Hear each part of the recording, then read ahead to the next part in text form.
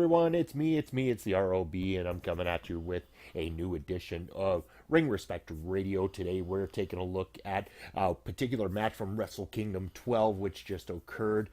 This would be the big match, Kenny Omega versus Chris Jericho, Alpha versus Omega, Wrestle Kingdom 12.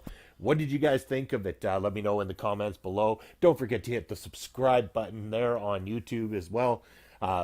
Be much appreciated if you did. But let's get into the match here. Wrestle Kingdom 12. This was a huge, big, well built up match. I mean, Chris Jericho is just a timeless individual when it comes to his in-ring performances and what he's done in the world of wrestling as it is too. Chris Jericho, like I said, absolutely timeless, transcending all these different eras in professional wrestling and coming and delivering a match like he did, this no disqualification match with, one of the hottest stars in the world, probably the hottest star in the wrestling world at the moment, Kenny Omega. Two Canadians going at it, two Western Canadians going at it, so better yet, props to us here in Western Canada.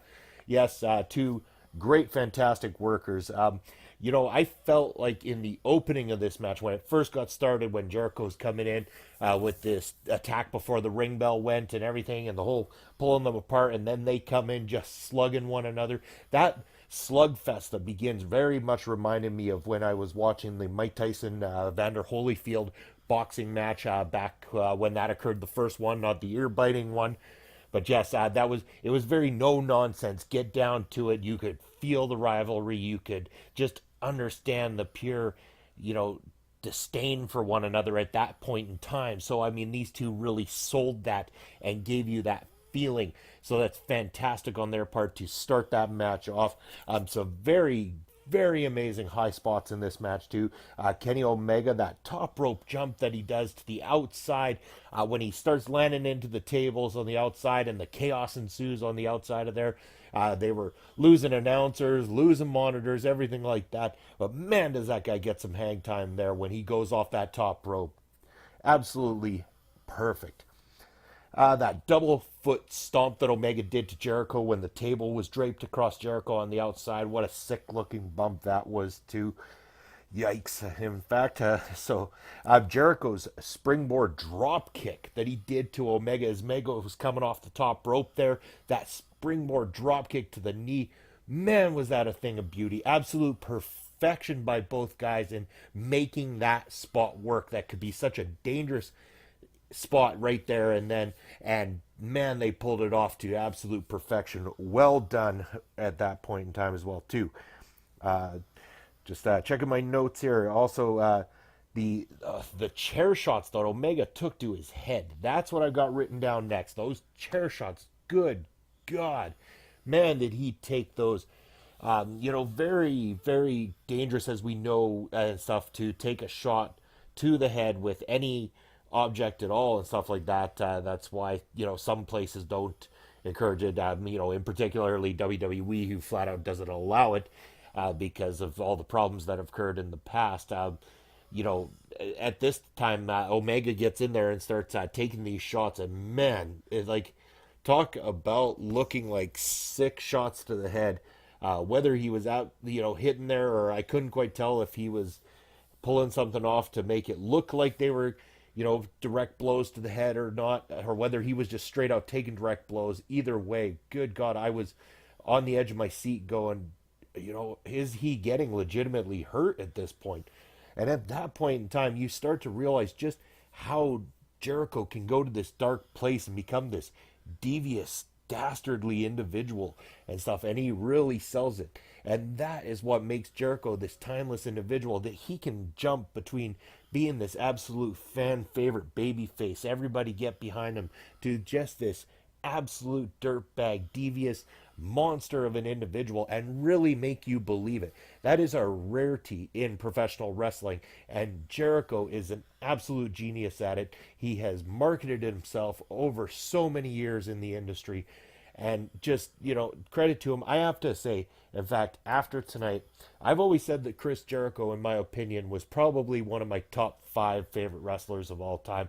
I think at this point in time, there's without a doubt, for every contribution the man's ever made inside that squared circle at this point, I'd have to say Chris Jericho hands down, my all-time favorite performer.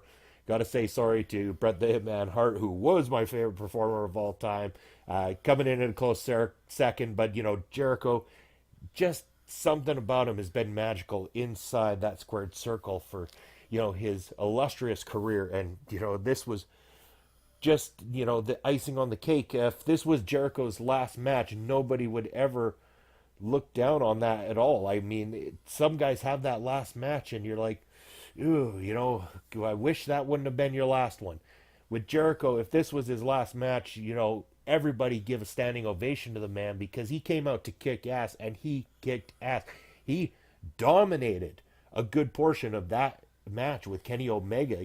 He really took it to him and kept up with the pacing and stuff. Yes, they did bring it down to a little bit of a slower level than what I know sometimes you see with a lot of the younger guys and stuff like that. But Jericho managing to bring it down in a way that worked well. Also, I liked when there was a couple of the false finishes, and Jericho does that great job of making it look like he can't quite get to his opponent in time to make that full 3 count cover. So then it makes the false finish seem more authentic.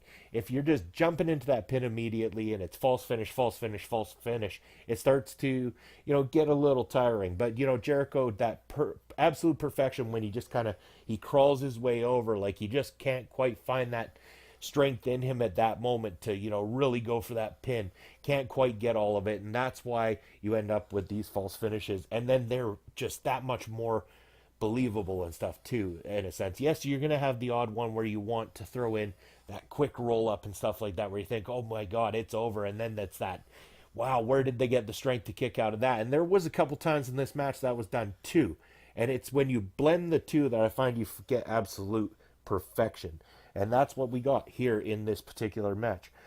Uh, Aside from that finish, that finish onto the chair, what a insane bump that was. And then it ended right there, and it was a perfect ending to a beautifully done wrestling match. I will say that, again, this match is going to be one of the contenders in for the top 10 matches of the year.